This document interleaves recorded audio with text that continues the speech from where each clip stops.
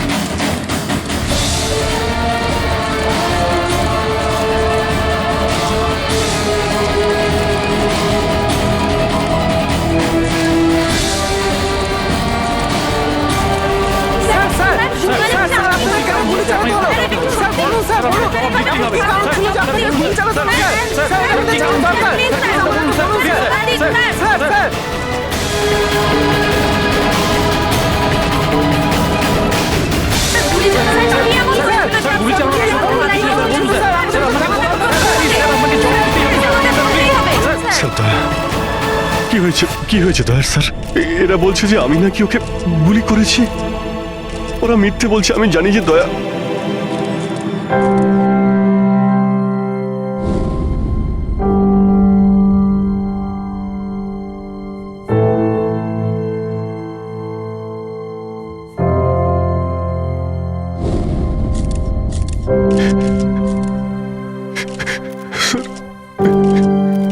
Sir আমি জানি না স্যার আমি কখন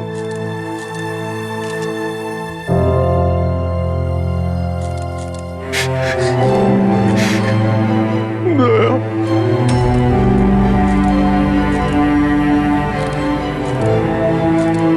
না অভিজিৎ, তুমি ভেতরে যেতে পারবে না। তুমি দয়ার প্রাণ নিয়েছো, তোমাকে আমরা গ্রেপ্তার করছি।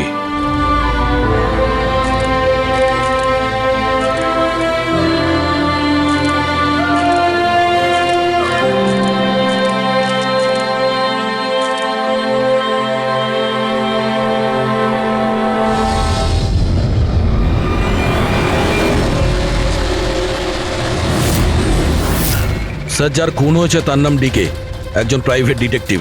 ওর কাজের লোক লাশটা দেখেছে সকালে।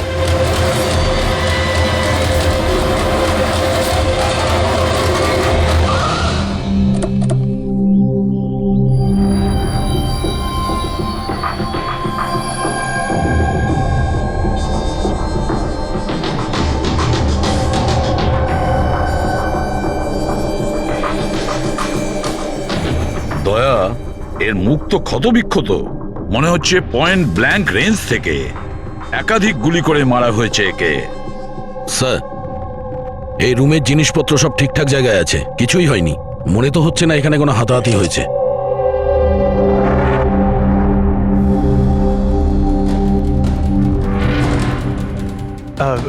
স্যার স্যার এই কাভার্ড আর লকার তো খোলা আছে, আর সব জিনিসপত্র নিজের জায়গায় আছে। দেখে তো মনে হচ্ছে যে কেউ এতে হাতই দেয়নি।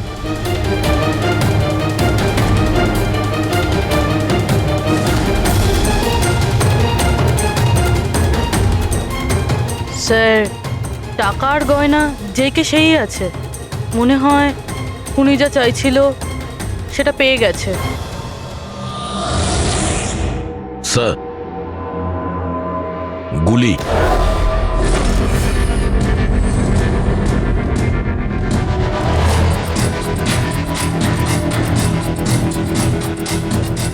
তিনটে গুলি চলেছে দয়া।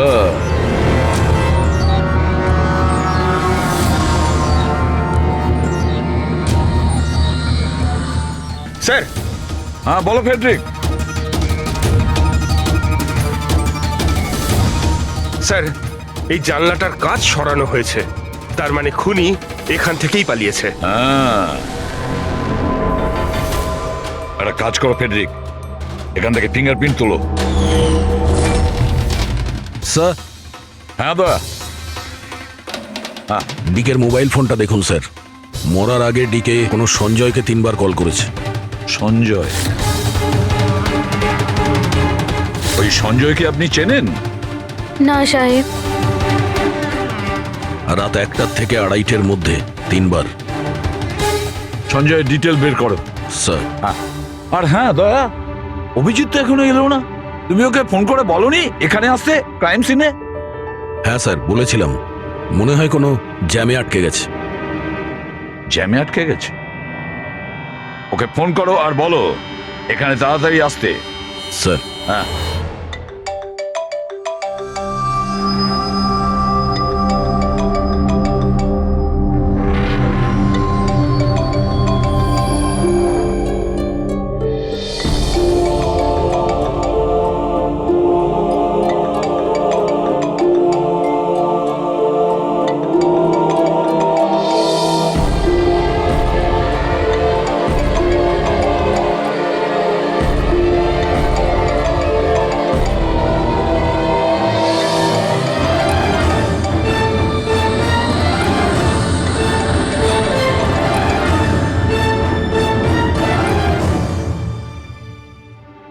হ্যাঁ দয়া, অভিজিৎ কি বলছে? কোথায় ও? স্যার মানে ওর শরীর খুব একটা ভালো না স্যার। ও ডাক্তারের কাছে যাবে, তারপর ওখান থেকে সোজা বিউরোতে যাবে। কোনো প্রবলেম আছে? না স্যার, কোনো প্রবলেম নেই। বুঝতে পারছি না, অভিজিৎ দিল্লি থেকে আসার পর কেমন অদ্ভুত আচরণ দেখছি ওর মধ্যে।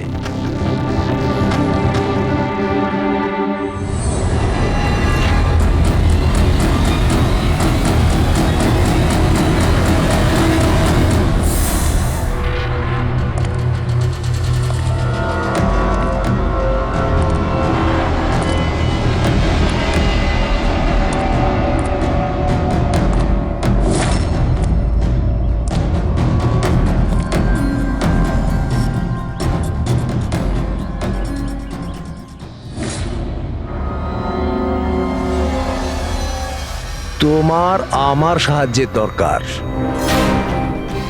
তোমার? আরে ভাই, তুমি হলে গিয়ে সিআইডি অফিসার। হ্যাঁ, কিন্তু এই কাজটা এটা আমি একা করতে পারবো না। চলো ঠিক আছে, তোমাকে সাহায্য করব, এতে আর কি আছে। চলো চা তো খাওয়া যাক। আরে না, ঠিক আছে, আমি আমি ঠিক আছি। আই মিন, দেখ চেতন, এই কাজটা না, এই ব্যাপারে যেন কেউ কিছু না জানে, বিশেষ করে আমার টিম। আরে এটা আবার কি কথা বলছো? আমরা এতদিনের পুরনো বন্ধু, এইটুকু বিশ্বাস করতে পারছো না? হ্যাঁ বলো, কি করতে হবে?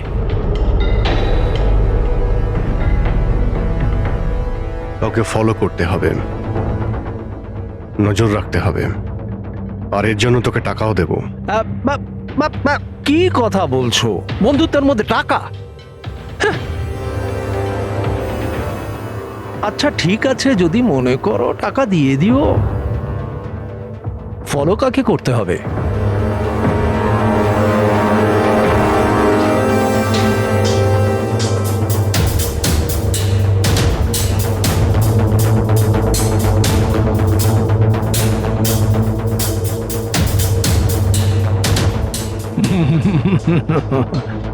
অভিজিৎ, মনে হচ্ছে তুমি ভুল করে ভুল ছবি দিয়ে দিয়েছো।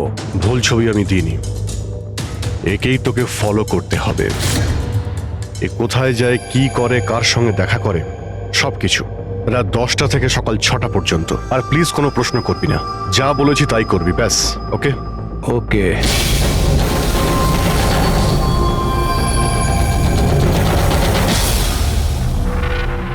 হয় অভিজিৎ পাগল হয়ে গেছে, না হলে বিরাট বড় কোনো গেম চলছে।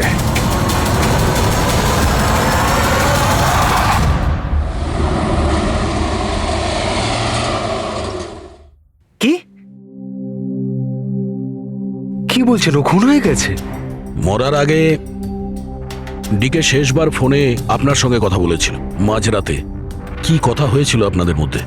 আমার কথাতে একজনের উপরে নজর রাখছিল, কোনো প্রমাণ পেয়েছিল, সেই জন্য আমাকে ফোন করেছিল। হায়ার করেছিলেন কেন? আমার বস মন্দিরা ম্যাডামের জন্য। মন্দিরা?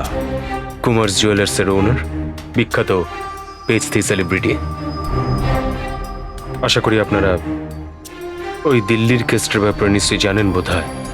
ও হো হো হো হো, মন্দিরা কুমার, মন্দিরা দেবী। ওনার বিরুদ্ধে তো ওনার স্বামী, শ্বশুর, শাশুড়ি আর কেয়ারটেকারকে মারার অভিযোগ আছে, তাই না? ঠিক বলেছেন। কিন্তু সঠিক প্রমাণ না থাকার কারণে কোর্ট মন্দিরা দেবীকে ছেড়ে দেয়। আর তার কিছুদিন বাদেই মন্দিরা দেবীর পার্সোনাল অ্যাসিস্ট্যান্ট ঈশানা আত্মহত্যা করে নেয়।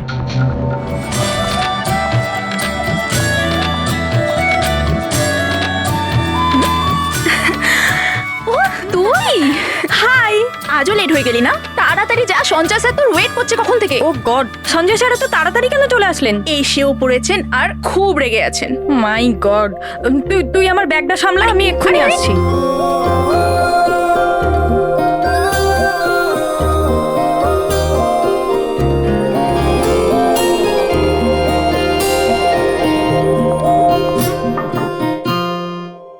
মে I come in sir? Come in. Sorry sir, sorry I am so sorry sir. কটা বাজে বলো তো তুমি? এটা কোনো অফিসে আসার টাইম হলো? স্যার ট্রাফিক খুব বেশি ছিল। কি ট্রাফিকের কথা বলছো তুমি? রোজ একই কথা বলে যাও তুমি। হ্যাঁ, এই অফিসের বাকি লোকজনও তো ওই ট্রাফিক পেরিয়ে আসে, তাই না? হ্যাঁ বলো কুমার। না না, 30শে ডিসেম্বরের আগে কিচ্ছু করা সম্ভব নয়।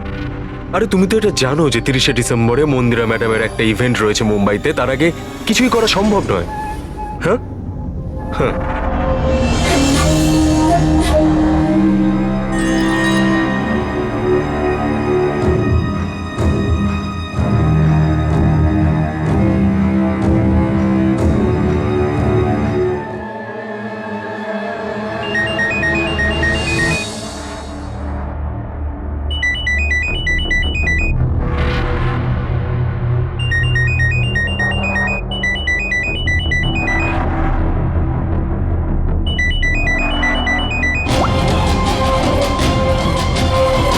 ঠিক আছে।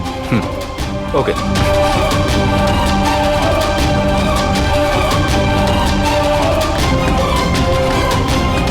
কি হলো? হ্যাঁ, কি হয়েছে নাকি? বাইরে ওভাবে কি দেখছো?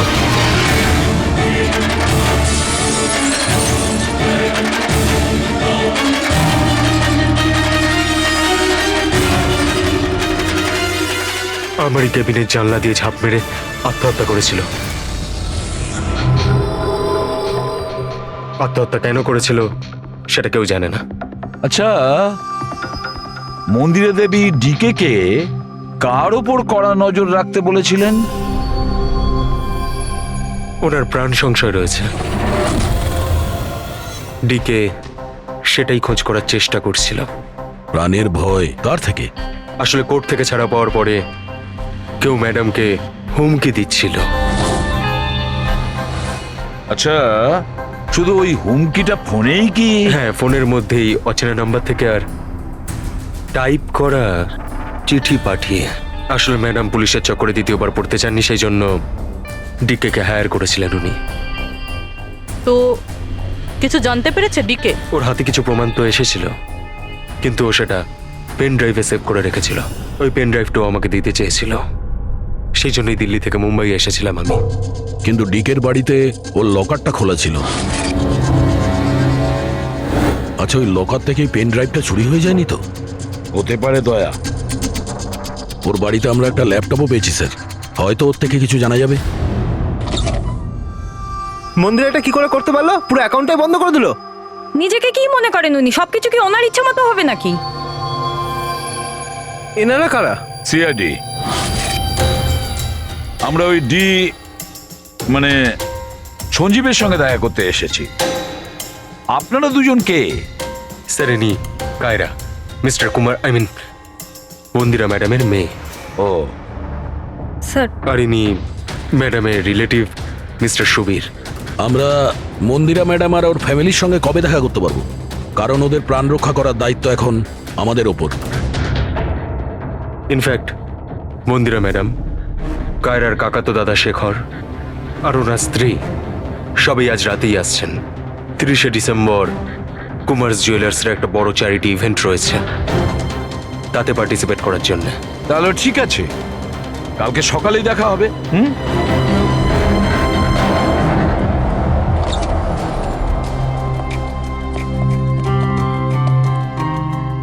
এসব কি হচ্ছে? সিআইডি আমাদের পার্সোনাল ব্যাপারে ঢুকছে কেন?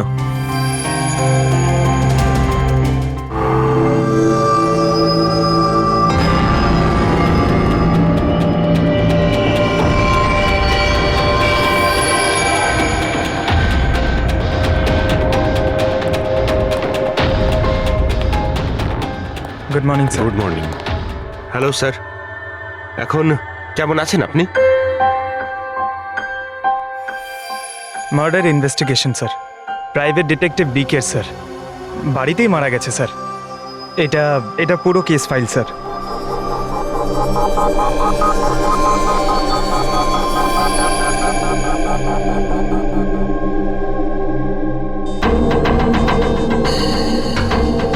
স্যার, এই ছবিগুলো ওর বাড়ির ছবি, এগুলো ওরই বাড়ির ছবি এটা।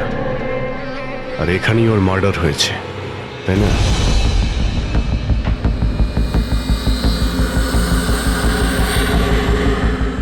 হ্যাঁ, এখানেই ওর মার্ডার হয়েছে। পঙ্কজ, ঘুরিয়ে কেন জিজ্ঞেস করছেন? আমরা এইমাত্র তো সেটাই বললাম। সেটাই তো স্যার, মনে হচ্ছে ওনার শরীর এখনো ঠিক হয়নি, কোনো গন্ডগোল মনে হচ্ছে স্যার।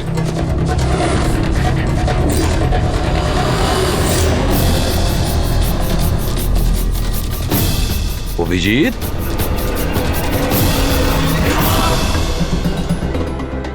Good morning sir. কি কি হয়েছে তোমার? হ্যাঁ, কোন জগতে ছিলে?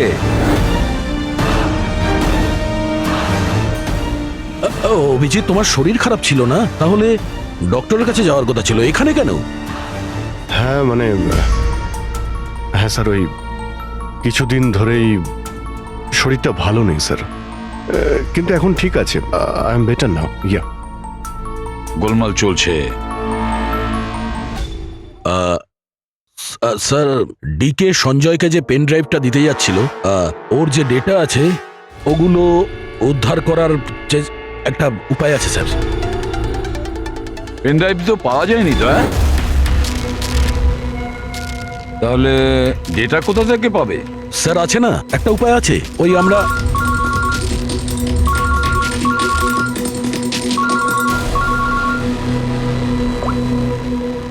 হ্যাঁ, বলো সালুকে। হ্যাঁ,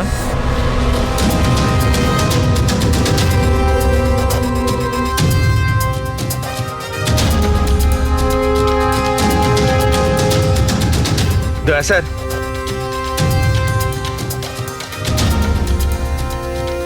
স্যার, অভিজিৎ স্যারের শরীর এখনো ঠিক মনে হচ্ছে না। কেন? স্যার, ওনাকে কেসের ব্যাপারে বোঝাচ্ছিলাম, কিন্তু উনি আমাদের কথা শুনছিলেনই না, খুব বেখেয়ালি ছিলেন স্যার। ফ্রেডি স্যার, মন্দিরের ব্যাপারে সব ডিটেলস বের করতে হবে। নিউজ পেপারে, টিভিতে যাই এসেছে সব।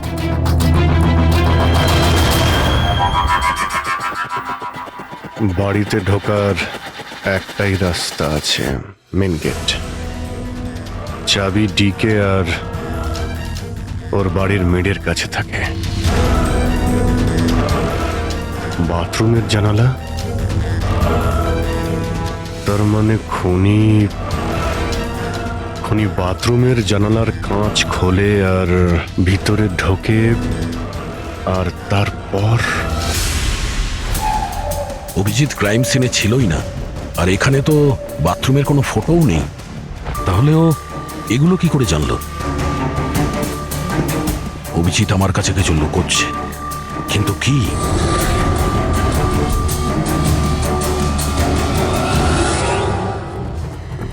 ডিকের কম্পিউটার থেকে যে ডেটাগুলো ডিলিট হয়েছে সেটা ওর অনলাইন অ্যাকাউন্ট থেকে বের করা যেতে পারে। বাস একবার এই পাসওয়ার্ডটা ম্যাচ হয়ে যাক।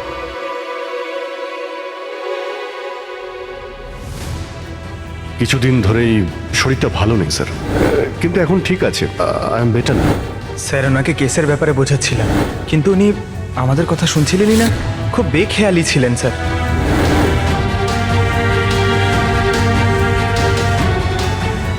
Yes sir, sir password match হয়ে গেছে।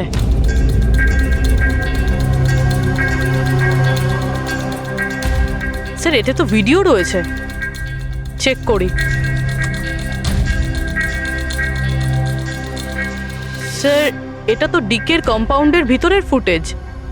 এর মানে ওখানে সিসিটিভি ক্যামেরা আছে? আছে না, ছিল। আমাদের পৌঁছানোর আগেই কেউ বার করে নিয়েছে। কিন্তু বের কে করেছে? অন্য ভিডিওটা দেখো।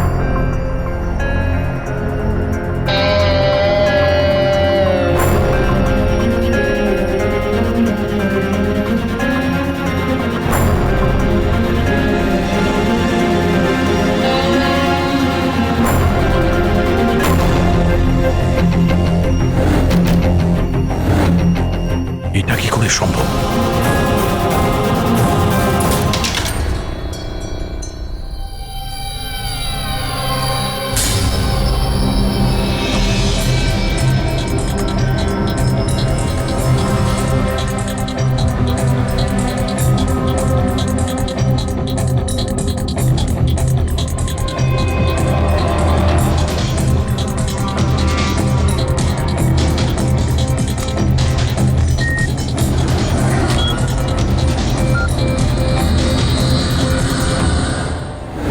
ডক্টর সালুকে আপনি খুব ভালো করে ক্রস চেক করেছেন তো? মানে বন্দুক তো আমাদের কাছে নেই, তাই বলছিলাম কোথাও কোনো ভুল?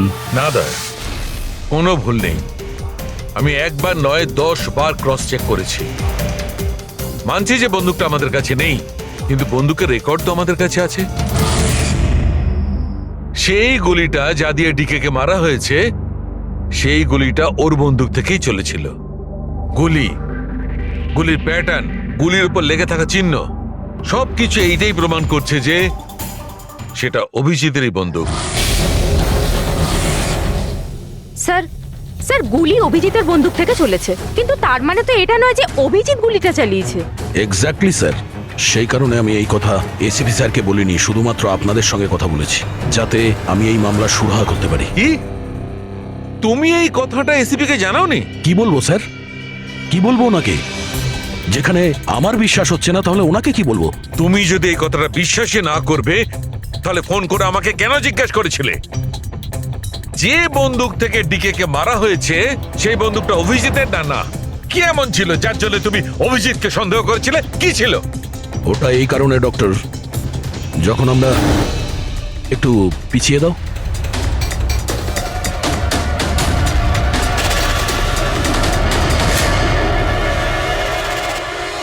অভিজিৎ ডিকের বাড়িতে, আর দয়া তারপরেও তুমি অভিজিৎকে বাঁচানোর চেষ্টা করছো? দেখো দয়া, অভিজিৎ আর তোমার বন্ধুত্বকে আমি খুবই শ্রদ্ধা করি, তার কদর করি, কিন্তু ডিউটি, নিজের দায়িত্ব, সব সম্পর্ক সব বন্ধুত্ব থেকে বড় হয় না। আর এই কথাটা নিশ্চয়ই আমি তোমাকে বুঝিয়ে বলতে যাব না। স্যার পোক্ত কোনো প্রমাণ ছাড়া অভিজিৎ স্যারকে সন্দেহ? এটা প্রমাণ নয় তো কি পুরবি? অভিজিৎ ডিকের বাড়িতে ঢুকেছিল, এটা যদি প্রমাণ নয় তো কি পুরবি? অভিজিৎ স্যার ডিকের ঘরে গেছিল সেটা আমরা দেখেছি, কিন্তু উনি ডিকে কে মেরেছেন এটা তো আমরা দেখিনি। স্যার এটাও তো হতে পারে ওনার বন্দুক দিয়ে ডিকে কে অন্য কেউ মেরেছে। হতেই পারে, এটা হতে পারে যে অভিজিতের বন্দুক দিয়ে ডিকে কে অন্য কেউ মেরেছিল, কিন্তু এই অবস্থায় অভিজিতের বন্দুকটা অভিজিতের কাছে থাকার কথা নয়। তোমাদের কি অভিজিৎ কথা বলেছে? ও কি বলেছে যে ওর বন্দুকটা হারিয়ে গেছে? বন্দুক হারিয়ে যাওয়ার কোন রিপোর্ট দেখিয়েছে? ও সব সময় তোমাদের সঙ্গে ছিল, কিন্তু ও কি বলেছে যে অদ্ভুত পোশাক পরে ডিকের ঘরে কেন ঢুকেছিল, আর তাও বাথরুমের কাঁচ ভেঙে? বলো বলো। স্যার আপনার এই সমস্ত প্রশ্নের উত্তর আমি অভিজিৎকে জিজ্ঞাসা করব, কিন্তু ততক্ষণের জন্য এসিপি স্যারকে আপনি কিচ্ছু বলবেন না। দেখো তোমরা এই ব্যাপারটা সামলে নাও, কিন্তু ব্যাপারটা আমার ভালো লাগছে না। Please doctor, please. ঠিক আছে, কাল সকাল পর্যন্ত। দয়া, আমি কাল সকাল পর্যন্ত তোমাদের সময় দিচ্ছি। হয় তোমরা সত্যিটা আবিষ্কার করো, নয় এই সমস্ত কথাটা নিজে এসিপি কে বলে দাও। তুমি যদি এসিপি কে কথা না জানাও তাহলে আমি নিজে প্রদ্যুমনকে এই সমস্ত ব্যাপারটা বলবো।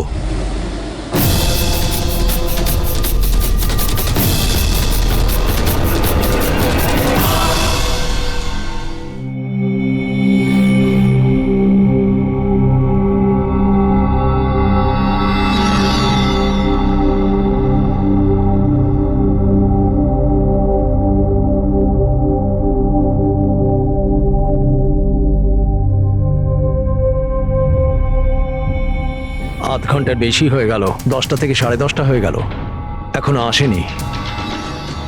সারা রাত মনে হয় অপেক্ষা করতে হবে।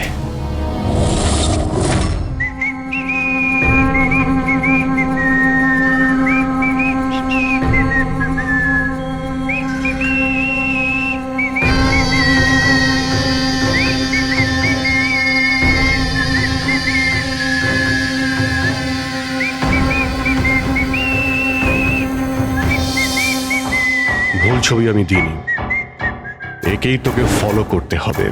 এ কোথায় যায়, কি করে, কার সঙ্গে দেখা করে, সবকিছু রাত 10টা থেকে সকাল 6টা পর্যন্ত। এটা অভিজিৎ? ওর কি হলো? এরকম সেজেছে কেন?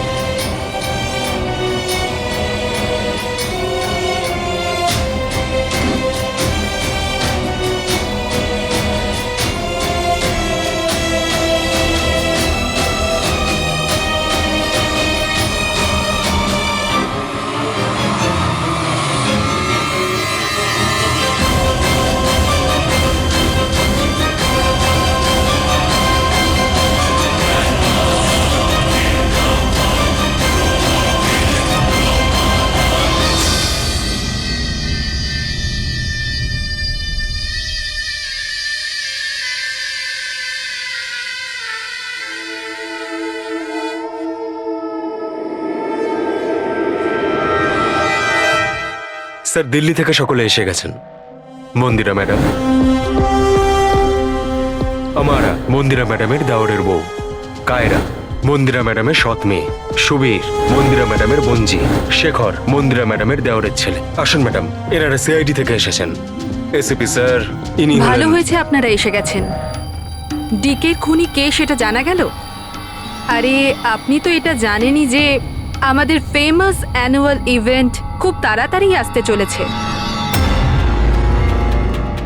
আই হোপ যে আপনি আমার সিকিউরিটির সব ব্যবস্থাই করে রেখেছেন। দেখুন, আপনি আমাকে ভুল ভাববেন না, কিন্তু আমি কোনো চান্স নিতে চাইছি না অ্যাকচুয়ালি। এই ইভেন্টটা আমার কাছে খুব বেশি ইম্পর্ট্যান্ট, কিন্তু আমার প্রাণের থেকে বেশি নয়। আপনি কি মনে করেন আপনি আমাকে সিকিউর রাখতে সক্ষম হবেন? আর ডিকে কেসটায় কিরকম কি প্রগ্রেস হলো? আসল খুনির ব্যাপারে কিছু জানা গেল? ওসব আপনার জানার দরকার নেই মন্দিরা দেবী। মেইন হলো আপনার নিরাপত্তা, সেটা দায়িত্ব আমাদের। কি চমৎকার! বৌদি, আপনার ভয় লাগছে মন্দিরা দেবীর? যাকে আইনও কিছু করতে পারলো না, মানতে হবে তাকে যে আপনাকে ভয় পাইয়ে দিয়েছে। মনে হয় ও জানে না ইনার ব্যাপারে, যে ইনি কি কি করতে পারেন। আপনিও কি মনে করেন আমি আমার স্বামী আর বাকি সবাইকে মেরে ফেলেছি? দেখুন, আপনার বিরুদ্ধে যে অভিযোগই থাকুক না কেন, সেটাতে আমাদের কিছু যায় আসে না। কোর্ট আপনাকে রায় দিয়েছে, আর আমরা কোর্টের রায়কে যথেষ্ট সম্মান করি। আপনি শুধু এটা বলুন, আপনি কাকে সন্দেহ করেন? কি এমন আছে যে আপনাকে মারতে চায়? সন্দেহ? হ্যাঁ, সন্দেহ। না না না, আমি কাউকেই সন্দেহ করছি না। বরং আমার এটা পুরো বিশ্বাস যে আমি মারা যাওয়ার পরে এরা সবাই খুব খুশি হবে। আর আমাকে মেরে ফেলার ষড়যন্ত্রেও এদের মধ্যেই কারো হাত আছে। And I am very sure যে ঈশানার আত্মহত্যাতেও এদের মধ্যে একজনের হাত আছে। এবার আপনিই বলুন, এত ভালো প্রিয় আত্মীয় পরিজনরা থাকতে আমার শত্রুর কি দরকার? মম প্লিজ, তুমি আবার এই নিজের ইমোশনাল ড্রামাটা শুরু করো না। এখানে কোনো ক্রিমিনাল নেই যে তোমাকে মারতে চায়, রাইট? নিজেকে নির্দোষ ভাবা আর অন্যকে দোষী মনে করাটা, এটা তো বৌদির পুরনো অভ্যেস। আই সোয়ার, আমি তো এই গল্পটাকে বিশ্বাসই করি না। কে মারতে চায় তোমায়? আর কারা হুমকি দিচ্ছে? কোথায় আছে সে হুমকি দেওয়া লেটারগুলো? হ্যাঁ মন্দিরা দেবী, সেটা কোথায়? ওটা আমার মনে নেই, আমি ফেলে দিয়েছি। সি, আই নিউ যে তুমি এটাই বলবে। So convenient. ব্যাস, অনেক হয়েছে। আপনারা একে অপরকে দোষারোপ করা বন্ধ করুন। তবে একটা কথা খুব ভালো করে মনে রাখবেন, আমরা সবাইকে সন্দেহ করি। তাই সবাইকে বলছি, তার মানে হলো আপনাদের সবাইকে সন্দেহ করি, আপনাদের সবাইকে। আর একটা কথা, আমাদের পারমিশন ছাড়া আপনারা এই শহর ছেড়ে যেতে পারবেন না। কেউ শহর ছেড়ে যাবেন না। আর যদি দরকার পড়ে আমরা দ্বিতীয়বার তাকে ডেকে নেব। Thank you very much. Thank you.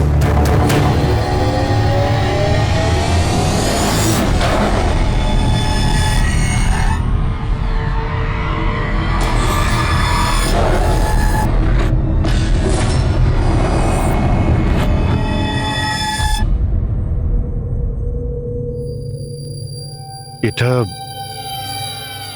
এটা আমি?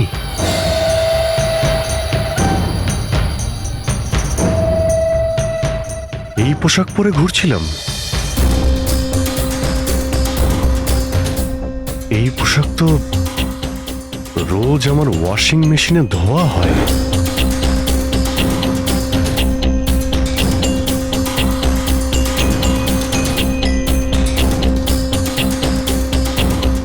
আর এই জুতো, এগুলো এত নোংরা যেন আমি পরেছি। কিন্তু আমার মনেই নেই যে এই পোশাক আমি কখন পরেছি। সত্যি আমার কি হচ্ছে আমার সাথে? এই গাড়িতে কে আছে? হ্যাঁ, কার কার সঙ্গে আমি কথা বলছিলাম? না, আমি দেখিনি। তুমি কথা বলছো, তুমি সেটা জানবে। আর তুমি আমাকে চিনতেই পারলে না? আরে এই, তোর যদি সুইসাইডই করার হয় তাহলে তুই অন্য কোনো বড় গাড়ির সামনে জানা। আমার সামনে কেন এসেছিস? কিভাবে কথা বলছো? এরকম সেজে ঘুরছো কেন তুমি? এই, ইট ইজ মাই স্টাইল, টনির স্টাইল। তুই কে? আমি কে? আমাকে চেনো না? হ্যাঁ, আর এই টনিটাকে? আরে টনি আমি আবার কে? আরে অভিজিৎ, দেখো, কোনো কেসের জন্য তুমি যদি এরকম করে থাকো আমাকে বলে দাও। এভাবে ভয় দেখেও না। সরা, হাত সরা। কে অভিজিৎ? কিসের কেস? আর তুই কি বলছিস কিছুই আমার মাথায় ঢুকছে না।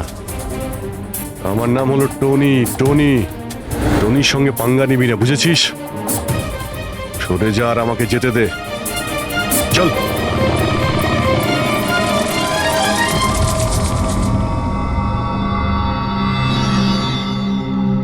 এই অভিজিৎ নিজেকে টনি কেন বলছে? টনি? কে কে টনি? সত্যি তোমার কিছুই মনে নেই?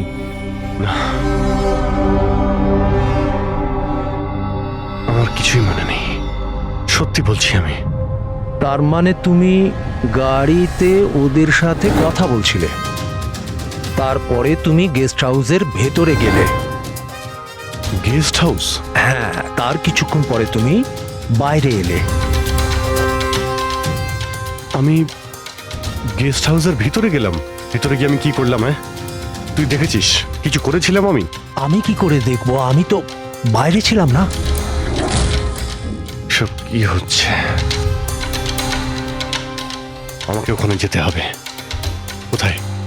গেস্ট হাউসের নাম কি? হ্যাঁ,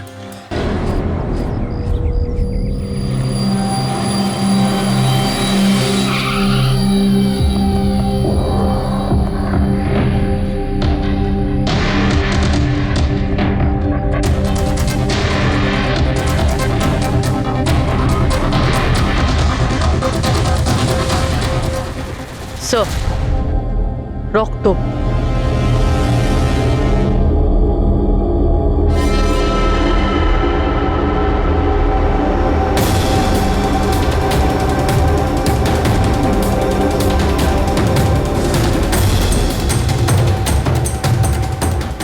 অভিজিৎ,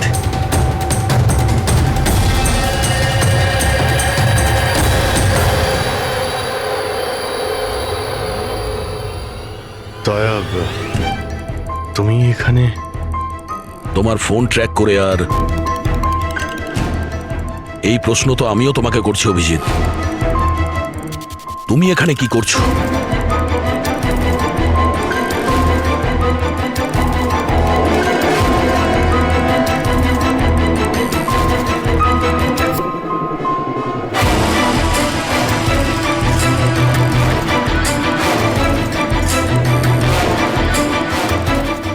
না, এটা আমি আমি আমি বলছি দয়া, এখানে এখানে কি হয়েছিল?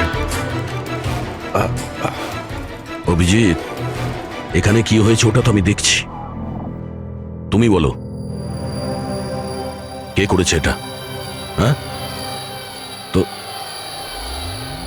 তুমি এদের দুজনকে মেরেছ? আমি অভিজিৎ, তোমাকে কিছু জিজ্ঞাসা করলাম। তুমি মেরেছ এদের? স্যার স্যার স্যার, আপনি অভিজিৎ স্যারকে দোষ দিচ্ছেন। আমার দোষ দেওয়ার কোনো ইচ্ছা নেই পুরবী। তুমি নিজে দেখছো না এখানে দুটো লাশ পড়ে আছে, রক্তে ভেসে গেছে। আর সিআইডি অফিসার অভিজিৎ লাশের মধ্যে থেকে এই ব্যাজটা তুলছে, বা এটা বলতে পারো প্রমাণ চুরি করছে। অভিজিৎ, আমি তোমাকে আবার জিজ্ঞাসা করছি, তোমার সাথে অপরাধীদের মতো ব্যবহার করতে আমাকে বাধ্য করো না। কি করবো দয়া, আমি কি বলবো? যদি আমি বলি যে এই কাজটা আমি করিনি, তুমি মানবে? যদি বলি যে আমি জানি না যে আমি করেছি নাকি করিনি, আই নো আমি ভুলভাল বলছি, কিন্তু কিন্তু তোমরা তো আমাকে চেনো। অভিজিৎ, আমার সামনে যে প্রমাণগুলো পড়ে আছে ওগুলো দেখে আমরা কিছু বলতে পারবো না। আমাকে আমার ডিউটি করতে হবে।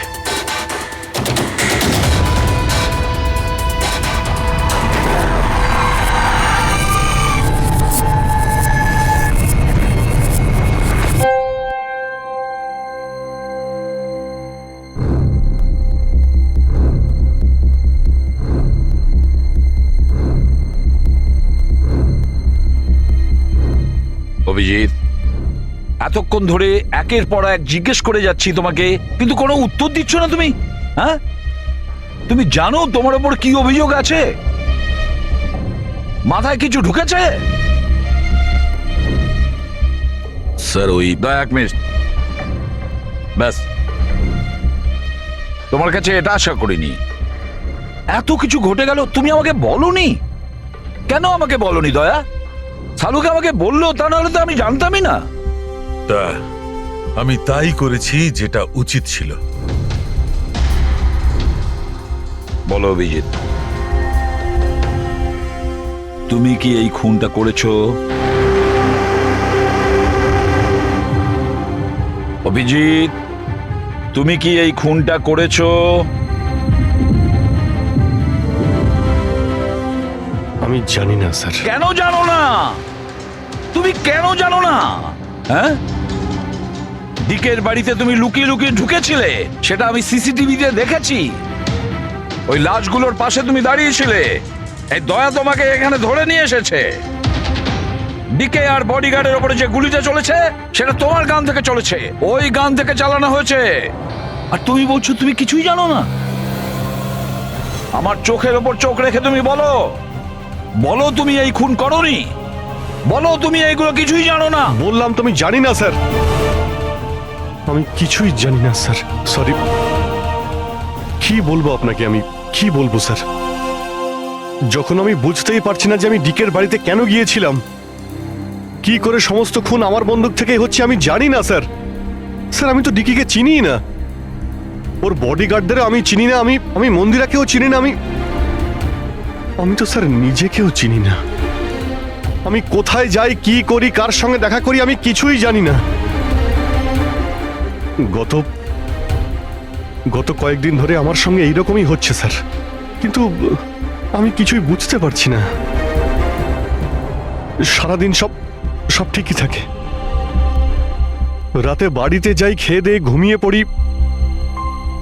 আর যখনই সকালে উঠি তখন অদ্ভুত জামা কাপড় পরা দেখি, অদ্ভুত জুতো দেখি যেগুলো আমার নয়। জানি না কি করে আমার বাড়িতে চলে আসে। ড্রেসগুলো ওয়াশিং মেশিনে ধোয়া হয়েছে, জুতোতে মাটি লেগে থাকে, এমনটা মনে হয় যেন আমি ওগুলো ব্যবহার করেছি, কিন্তু আমি বুঝতে পারি না। নিজেকে খুব ক্লান্ত লাগে, এমন মনে হয় যেন আমি সারা রাত জেগেছিলাম, অথচ আমি কি করেছি আমার কিছুই মনে থাকে না। মনে হয় প্রতিদিন আমার 6 থেকে 7 ঘন্টা হারিয়ে যাচ্ছে, যার ব্যাপারে আমি কিছুই জানি না। আপনি বলছেন আমি ডিকের বাড়িতে গিয়েছিলাম, হতে পারে, কিন্তু আমি জানি না। আমি ডিকে আর ওর বডিগার্ডদের মেরেছি কিনা আমি জানি না। আমি মন্দিরাকে মারার চেষ্টা করেছি সেটাও আমি জানি না। আমি কি করেছি, কেন করেছি, আমি কি করতে চলেছি, আমি কিছুই জানি না স্যার, আমি কিছুই জানি না।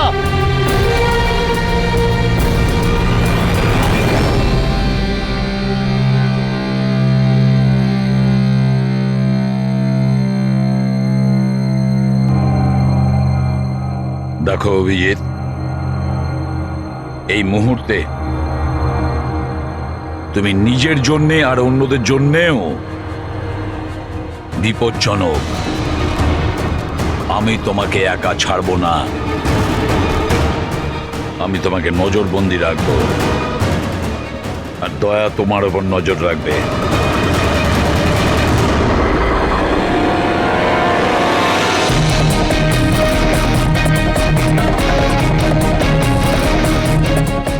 দয়া, স্যার, একটা কথা ভালো করে মনে রাখবে, তুমি নিজের বন্ধুর ওপর নয়, বরং একজন অপরাধী, খুনির ওপর নজর রাখবে। এমন একজন লোক যে মানসিক ভারসাম্য হারিয়েছে। আজ থেকে এই কেসের তদন্ত আমি নিজে করব, আর তুমি অভিজিৎকে আটকাবে কোনো অপরাধ করা থেকে। আর তার জন্য যদি অভিজিতের ওপর গুলিও চালাতে হয়, তাও তুমি চালাবে। Is that clear? Yes sir.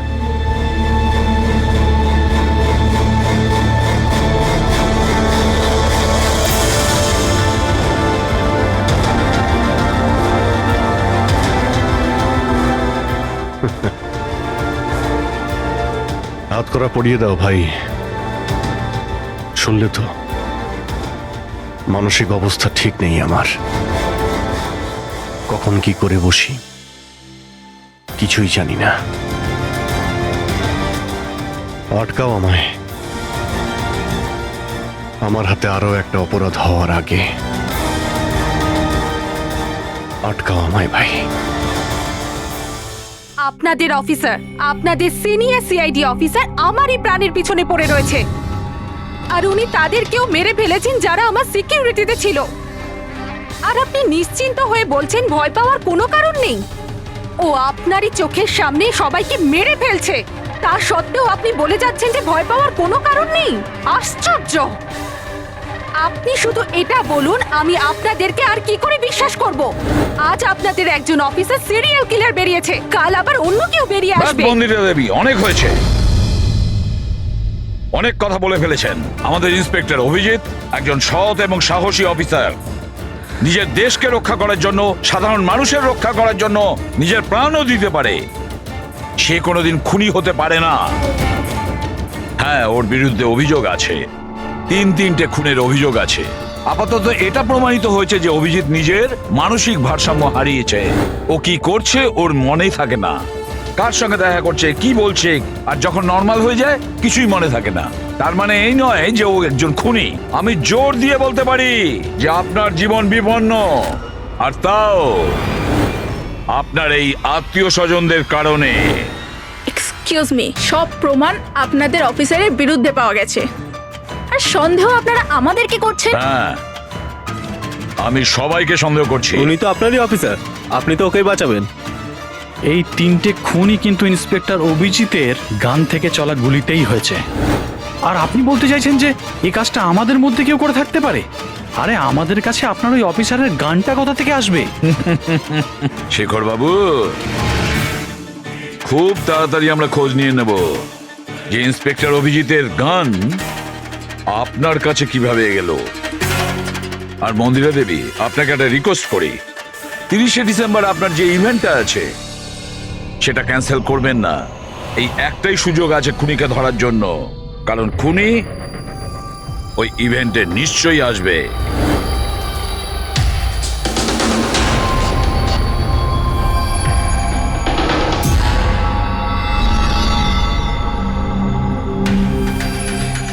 Sir sir হ্যাঁ সঞ্জয়, কি হচ্ছে? স্যার, আপনি অভিজিৎ স্যারের ব্যাপারে কিছু বলছিলেন যে ওনার ভিতরে অন্য একজনের প্রতিফলন ঘটে, স্মৃতিশক্তি ওনার, মানে উনি আগের দিন রাতের কথা মনে করতে পারেন না। হ্যাঁ, তো ঠিক এরকমই, এক্স্যাক্টলি এরকমই অন্য আরেকজনের সাথেও হয়েছিল। কার সঙ্গে বলুন? স্যার ঈশানা। ঈশানা? যেদিনও আত্মহত্যা করেছিল তার কিছুদিন আগে থেকেই একদম এরকমই আচরণ করতে শুরু করেছিল। কি অদ্ভুত রকম হয়ে গিয়েছিল, অন্য মনস্ক থাকতো। যেদিন আত্মহত্যা করেছিল তার কিছুদিন আগে থেকেই একটা অদ্ভুত রিংটোন সেট করেছিল নিজের ফোনে, আর তারপর সেই দিন হঠাৎ করে ওই রিংটোনটা বাজতে শুরু করলো। আর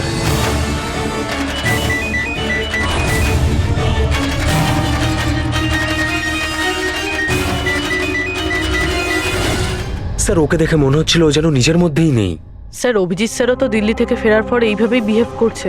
হ্যাঁ, ঈশানা, অভিজিৎ, দিল্লি, এই তিনটের কোনো না কোনো কানেকশন আছে, নিশ্চয়ই কোনো গোলমাল আছে, কিছু না কিছু আছে।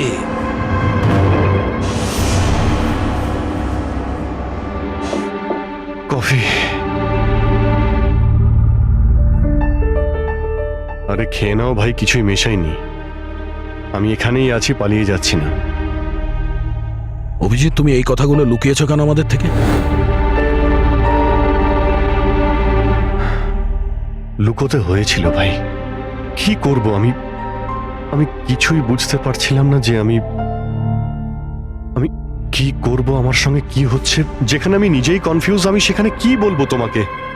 সেই জন্য, আর কোনো ব্যাপার নয়। আমার ওপর ভরসা ছিল না নাকি? আমাকে যোগ্য ভাবনি যে আমি তোমার কোনো সাহায্য করতে পারি? কি ভাই, এসব কি বলছো তুমি? ব্যাপারটা এরকম নয়। তাহলে বলনি কেন? আমার তো মনে হচ্ছে আমি তোমাকে চিনি না। এই মুহূর্তে আমি যার সঙ্গে বসে কথা বলছি সে অভিজিৎ নাকি অন্য কেউ?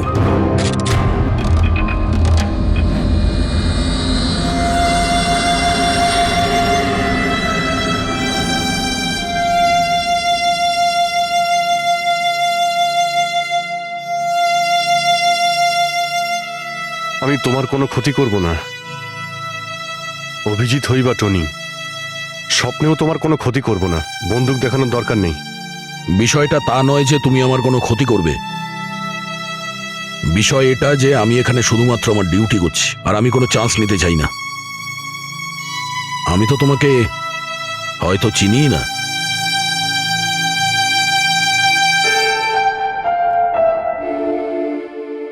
ঠিক আছে, তুমি যখন বুঝতেই পারছো না আর কি বলবো।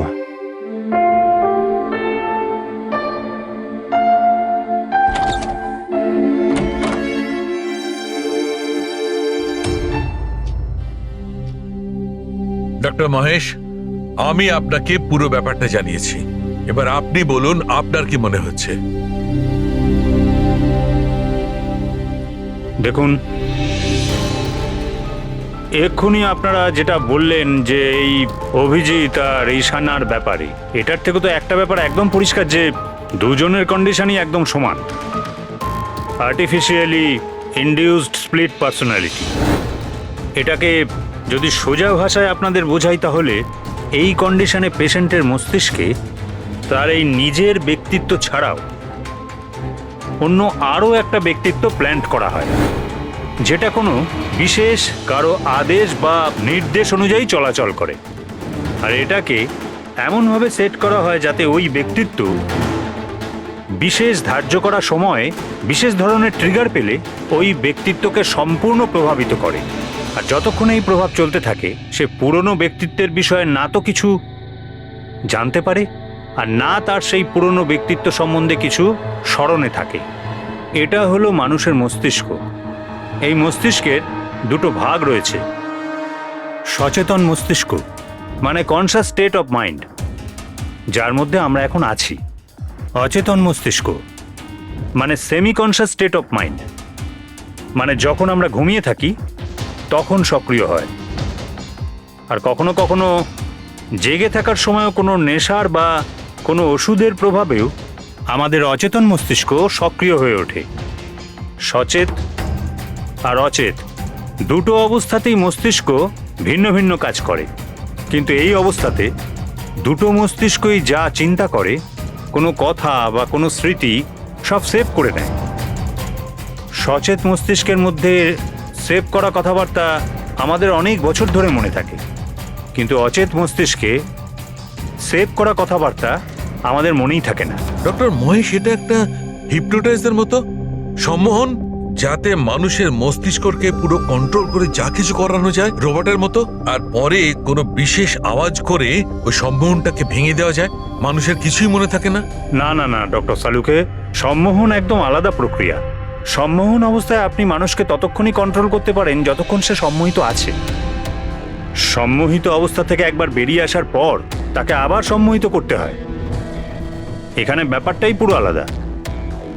এখানে মানুষের মস্তিষ্কে একটা ঘটনা যা আদৌ ঘটেইনি, একটা ব্যক্তি যার কোনো অস্তিত্বই নেই, তাকে ওই মানুষের মস্তিষ্কের ভিতরেই প্ল্যান্ট করা হয়, তার মস্তিষ্কে এই কথাটাই ফিট করা হয়।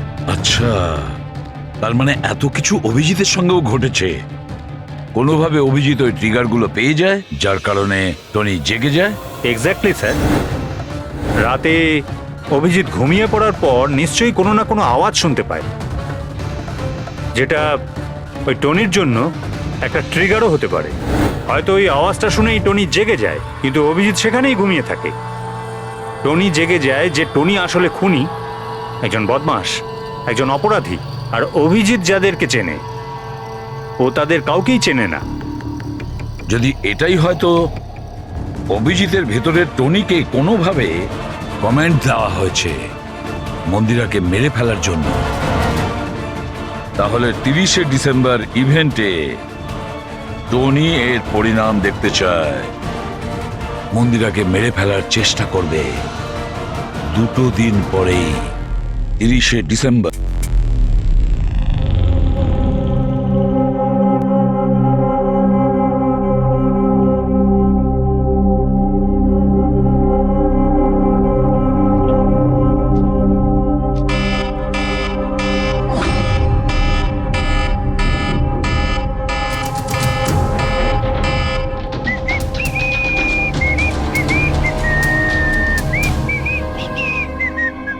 অভিজিৎ, অভিজিৎ, কোথায় তুমি?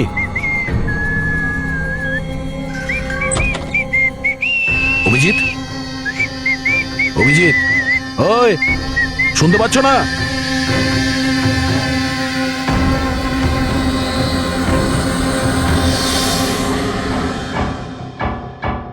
কে রে তুই? তুই আমার বাড়িতে কি করছিস? অভিজিৎ, টনি, তুমি এখান থেকে পালাতে পারবে না। তুমি এখানে নজরবন্দি আছো, এই ঘরের ভেতরেই থাকতে হবে, বুঝেছো? টনিকে তার কাজ করতে দে। যদি আমার রাস্তাতে বাধা দিস তাহলে জীবনটাও হারাবি তুই। চল এবার যেতে দে। বাড়ির বাইরে না, ভেতরে। আচ্ছা। হাত সরাব। তোকে তো বললাম যে আমাকে তুই বাধা দিস না।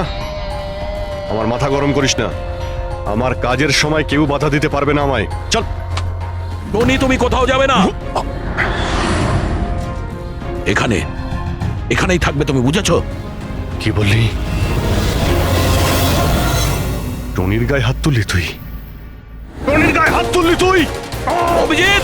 অভিজিৎ! অভিজিৎ!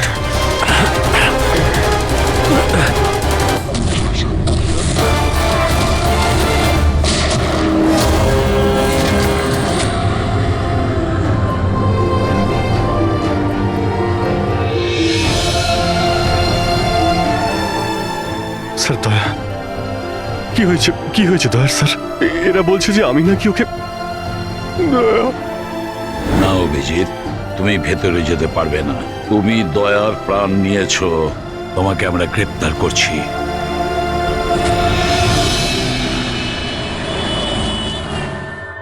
ঈশানার ফোন রেকর্ডে ডক্টর তানিয়ার নাম কয়েকবার এসেছে। আপনাদের মধ্যে কেউ চেনে ডক্টর তানিয়াকে? আত্মহত্যা করার আগে উনি ডক্টর তানিয়ার সাথে দেখা করেছিলেন কি? এই ডক্টর তানিয়া কোনো ডেন্টিস্ট নয় তো? মারা যাওয়ার আগে ঈশানা কয়েকবার একজন ডেন্টিস্টকে দেখিয়েছিল। আমার নাম তো মনে নেই, কিন্তু হতে পারে ইনিই সেই। যতদূর আমার মনে হয় ইনি কোনো ডেন্টিস্ট তো নন। কিছুদিন আগে সিআইডি অফিসার অভিজিৎ এখানে ছিল। Yes ma'am. ওই পুরো সপ্তাহে এখানে যারা যারা ছিলেন তার পুরো লিস্ট আমার চাই। আর ওনার থাকার সময় এই লবিতে থাকা সিসিটিভি ফুটেজও চাই।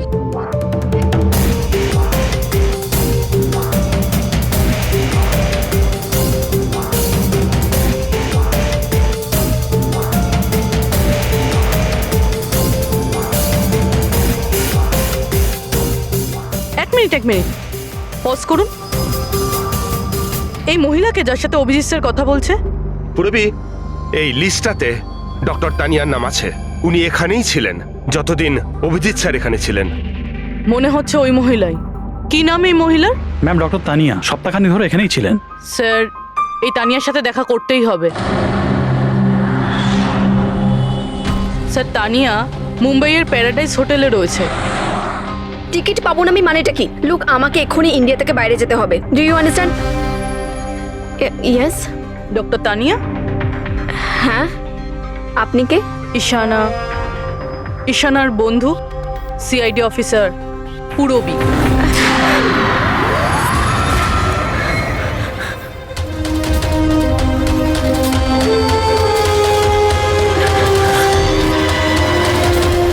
পালানো অত সহজ নয়।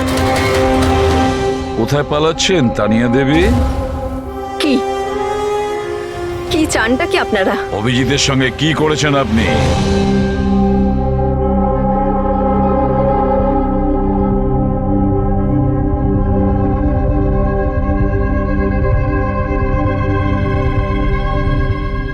ঈশানা আর অভিজিতের ব্রেনের উপর আমি এক্সপেরিমেন্ট করেছি। ঈশানাকে আত্মহত্যা করার জন্য আর অভিজিৎকে একটা মার্ডার করানোর জন্য আমি প্রোগ্রাম করেছিলাম। কিভাবে কিভাবে সেই প্রোগ্রামটা করেছেন? আর্টিফিশিয়ালি ইলিউশন স্প্লিট পার্সোনালিটির সাহায্যে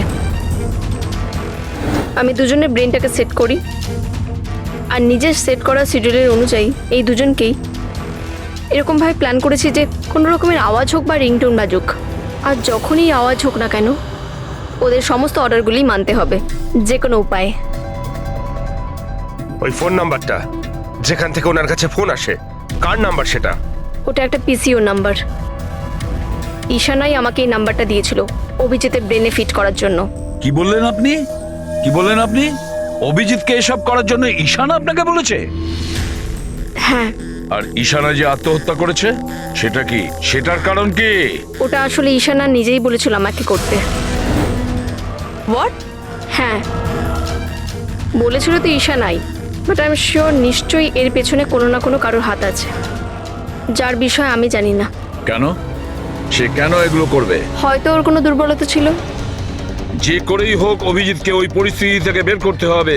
নিয়ে চলো একে। চলো। ও বাইরে বেরোতে পারবে না। কেন? আমি অভিজিতের ব্রেনকে প্রোগ্রাম করেছি। সম্মোহন নয়, যে ইচ্ছে হলো আর ভেঙে দিলাম। আমি অভিজিতের ব্রেনের মধ্যে একটা খুনিকে প্ল্যান করেছি, টনিকে। এটাই হলো সেই আর্টিফিশিয়ালি ইনডিউস পার্সোনালিটি, যেটা আর কোনোদিনও বাইরেই আসবে না। আমি যদি চাই তাহলেও অভিজিৎকে কোনোদিন বাইরে বের করতে পারবো না, কিন্তু আমি যদি এরকমটা করি হয়তো অভিজিৎ পাগল হয়ে যাবে বা ও মারাও যেতে পারে। মানে যখনই ট্রিগার হবে টনি মন্দিরাকে মেরেই ছাড়বে, আরও ততক্ষণ থামবে না যতক্ষণ না সত্যিকারের মেরেই ফেলছে মন্দিরাকে। আর এসবের মধ্যে যে আসবে সেই মারা যাবে। মন্দিরাকে মারার জন্য ট্রিগারটা কি ট্রিগার আছে অভিজিতের জন্য? ঈশানার কেসে ট্রিগার ছিল একটা রিংটোন, আর অভিজিতের কেসে ট্রিগার হলো একটা রিমাইন্ডার টোন, একটা বিশেষ ধরনের বিপ, যেটা আমি অভিজিতের মোবাইলে সেট করে দিয়েছি। হ্যাঁ, অভিজিৎ মন্দিরাকে কিভাবে মারবে? কি প্রোগ্রাম সেট করেছো তুমি বলো? ততক্ষণ মন্দিরাকে ছুরি দিয়ে স্ট্যাপ করতে থাকবে যতক্ষণ না ও মন্দিরের অনেক রক্ত দেখে ফেলছে। কটা নাগাদ প্রোগ্রাম সেট করা হয়েছে? 10টা নাগাদ। মাই গড, 2 ঘন্টা বাকি আছে। গ্রেপ্তার করো একে।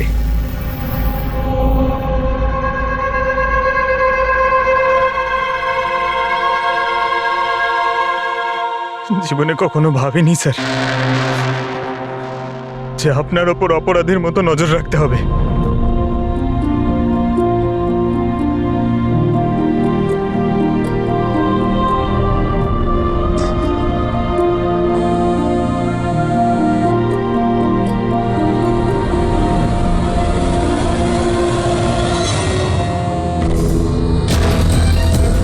পঙ্কজ, ড্যাম ইট, ফোনটা ধরো।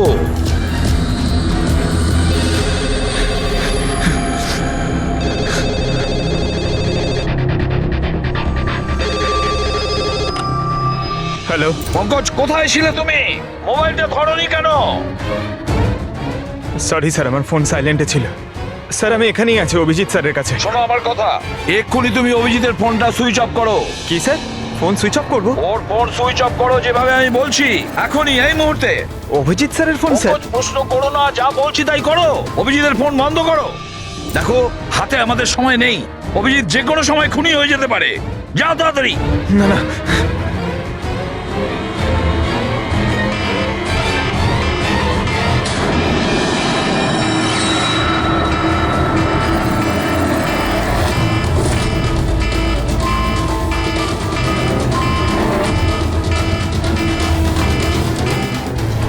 ভিজে গেল, কি করি?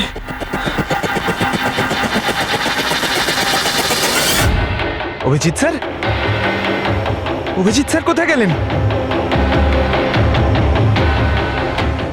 Abhijit sir, Abhijit sir,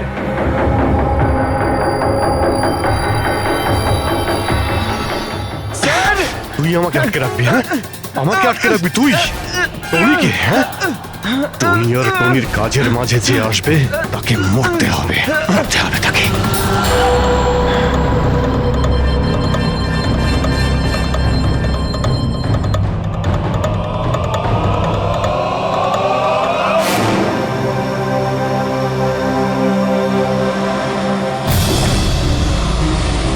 sir এখানেই চ্যারিটি ইভেন্টটা হবে।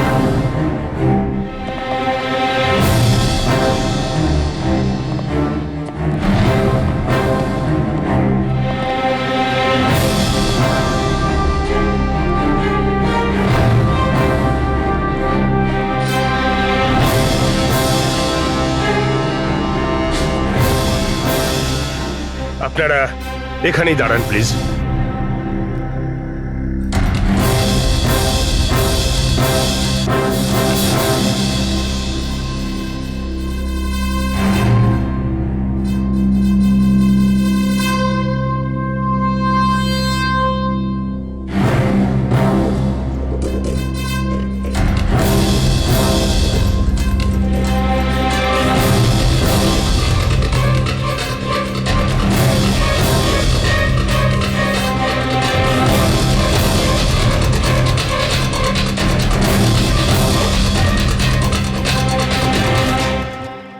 হ্যালো লেডিস অ্যান্ড জেন্টলম্যান, প্রত্যেক বছরের মতো এই বছরের সন্ধ্যাটাও খুবই গুরুত্বপূর্ণ। কারণ হলো মন্দিরা জুয়েলার্স অ্যানুয়াল চ্যারিটি ইভেন্টের জমা করা সম্পূর্ণ টাকাটা দিল্লি ও মুম্বাইয়ের বিভিন্ন অনাথ আশ্রম আর বৃদ্ধাশ্রমগুলিতে দেওয়া হবে। একবার জোরে হাততালি ডিকেসি চ্যারিটির জন্য। প্রত্যেক বছরের মতো এই বছরও আমাদের প্রধান অতিথি আছেন। তিনি আর কেউ না, তিনি হলেন মিসেস খান্না। তাহলে আসুন বন্ধুরা, একটা জোরে হাততালি দিয়ে স্বাগত জানাই মিসেস খান্নাকে। Mrs Khanna,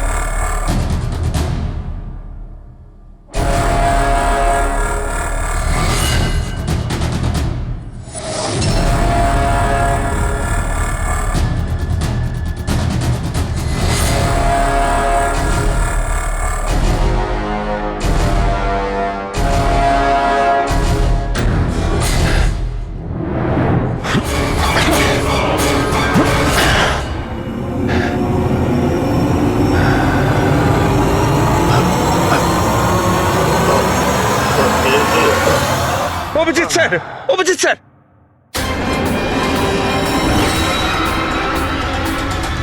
sir, sir, lights on. Sir, sir, Abhijit ঠিক আছে? স্যার, স্যার, ওকে তাড়াতাড়ি নিয়ে চলো, তাড়াতাড়ি এসো।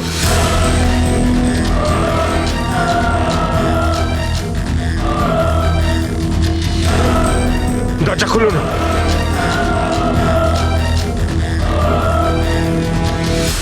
মন্দিরা দেবী, টনি তার মিশন কমপ্লিট করেছে, মন্দিরা দেবীকে মারার। আর আমাদেরকে ভরসা করার জন্য আপনাকে অসংখ্য ধন্যবাদ। আপনারা সবাই আমাকে এখানে আনলেন কেন? আমার তো এখন স্টেজে থাকা উচিত। ম্যাডাম, আমাদের একটা প্ল্যান আছে। প্ল্যান? রবি,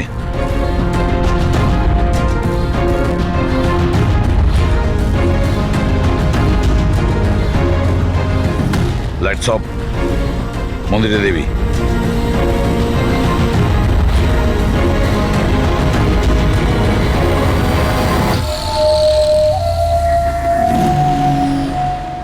আর আপনার প্রশংসা না করে পারছি না। Thank you. মম, তুমি ঠিক আছো তো? এসব কি? আপনারা আমাদের গ্রিন রুমে লক করে কি করতে চাইছিলেনটা কি? আসল খুনি তো অন্য কেউ, তাই না? স্যার, আপনি সবকিছু মায়ের জীবনের ঝুঁকি নিয়ে করেছেন। যদি সত্যিই মায়ের কোনো ক্ষতি হয়ে যেত তাহলে? এতে তো সত্যি ভীষণ বড় রিস্ক ছিল স্যার, বাট আই হোপ এবার বিপদ কেটে গেছে। বিপদ এখনো কাটেনি, কারণ এই খেলার আসল মাস্টার মাইন্ড এখনো ধরা পড়েনি।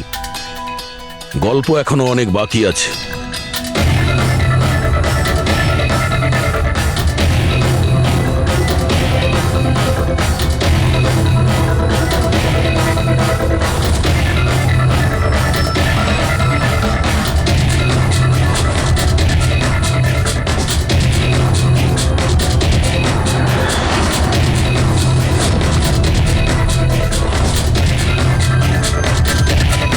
কি হলো? আমাকে দেখে ভালো লাগলো না? কখনো কখনো খুনি পর্যন্ত পৌঁছানোর জন্য আমাদের অ্যাক্টিং করতে হয়। তার মানে ওনার মৃত্যুর খবরটা নাটক ছিল? আমার মৃত্যুতে খুনি খুব খুশি হয়েছিল যে ও জিতে গেছে, আর ওই সুযোগটাই আমরা কাজে লাগিয়েছি। আমরা মন্দিরা দেবীকে বাঁচানোর চেষ্টা করছিলাম, আর দয়া মাস্টার মাইন্ডের পিছনে লেগেছিল। কিন্তু আসল মাস্টার মাইন্ডটা কে?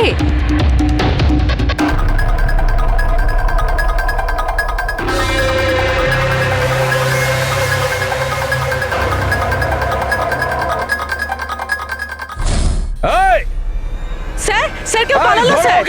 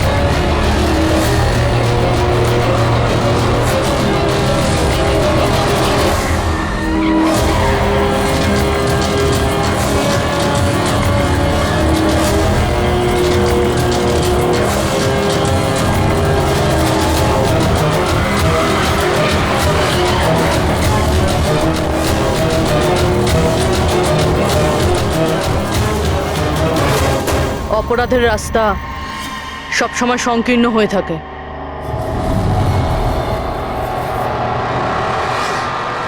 তুমি এটাই ভাবছো যে আমরা কি করে জানলাম যে তুমি খুন করেছো? আমরা তো এটা জানতাম যে এই মাস্টারমাইন্ড মন্দিরা দেবীর নিজেরই কোনো লোক।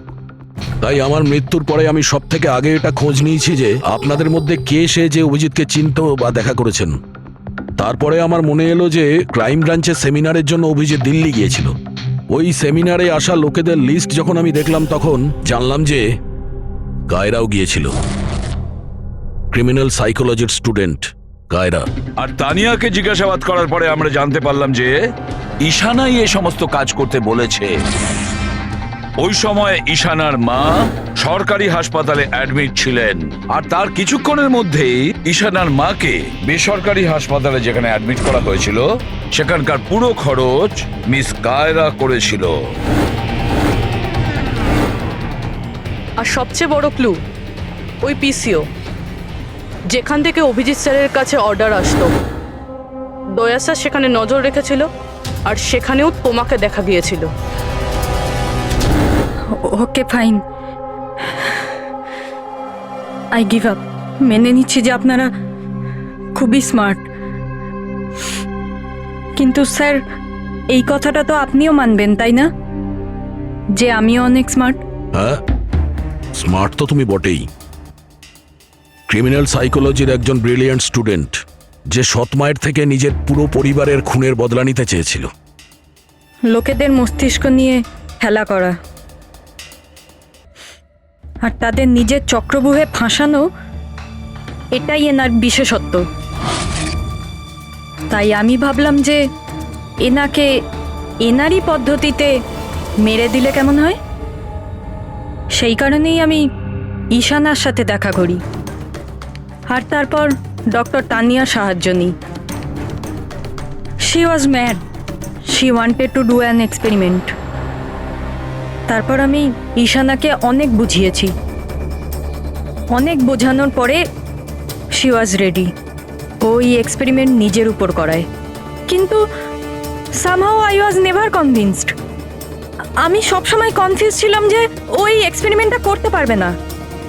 আর ঠিক ওই সময় আমার সাথে দিল্লিতে অভিজিতের দেখা হয়, আর ওনার সাথে দেখা হওয়ার পর আমি ভাবলাম যে এত সৎ আর ভালো অফিসার থাকা সত্ত্বেও এই এক্সপেরিমেন্ট অন্য কেউ কেন করবে। তারপর আমি আর ডক্টর তানিয়া অভিজিৎকে ব্যবহার করি,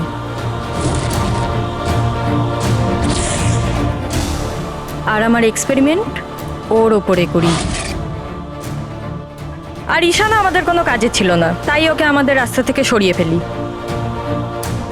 ডিকে আর ওই দুজন বডিগার্ড, ওরা তোমার কি ক্ষতি করেছিল? ওদেরকে কেন মেরেছো? এটা এই কারণে করেছি যাতে সমস্ত দোষ অভিজিতের উপর চলে আসে। আর অভিজিতের গান থেকে বুলেট নেওয়ার জন্যে টনি ছিল তোর মাথার মধ্যে। হি ওয়াজ দেয়ার। তুমি এতটা নিচে নামতে পারো কায়রা, আমি কখনো ভাবতেও পারিনি। এবার জানতে পেরে গেছো তো? তুমি আমার মা বাবার সাথে, আমার ফ্যামিলির সাথে যেটা করেছো না, তোমার বেঁচে থাকার কোনো অধিকার নেই। আমি এইসব এই কারণেই করেছি যাতে আমি প্রুভ করতে পারি যে পৃথিবীর যে কোনো মানুষের মস্তিষ্কের সাথে খেলা যেতেই পারে, তা সে যত বড়ই সিআইডি অফিসার হোক। কায়রা, তুমি প্রতিশোধের আগুনে একজন সাহসী অফিসারের প্রাণ নিয়ে খেলেছো, আর তাছাড়াও 4 জন নিরীহ লোকের প্রাণ নিয়েছো। ডিকে, ঈশানা আর মন্দিরা দেবীর 2 জন বডিগার্ডকে ভীষণ অন্যায় করেছো তুমি। আইন তোমাকে কোনোদিন ক্ষমা করবে না। তোমার তো ফাঁসি হবে, ফাঁসি। স্যার, আপনি প্লিজ এসব মনে করবেন না।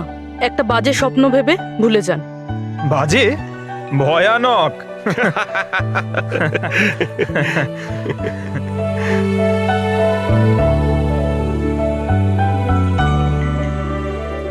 বস, হ্যাঁ বলো সালুকে, বলো। কেস তো সলভ হলো? হ্যাঁ, কেস তো সলভ হলো, কিন্তু কিন্তু কি? বস, অভিজিতের মস্তিষ্কে যে টনিকে প্ল্যান্ট করা হয়েছিল, সেই উদ্দেশ্যটা সফল হয়েছে। তারপরে এখন আর কেউ ট্রিগার ধরবে না, ওর কানের সামনে কেউ গান করবে না, যার কারণে অভিজিৎ টনি হয়ে যেত। হ্যাঁ হ্যাঁ, কিন্তু বস, কিন্তু কি? বস, কথাটা এই, টনি অভিজিতের মস্তিষ্ক থেকে কখনো যাবে না। কি? টনি অভিজিতের পার্সোনালিটির অংশ হয়ে গেছে বস। কেউ জানে না যে কবে, কখন, কোথায় সামনে এসে যাবে।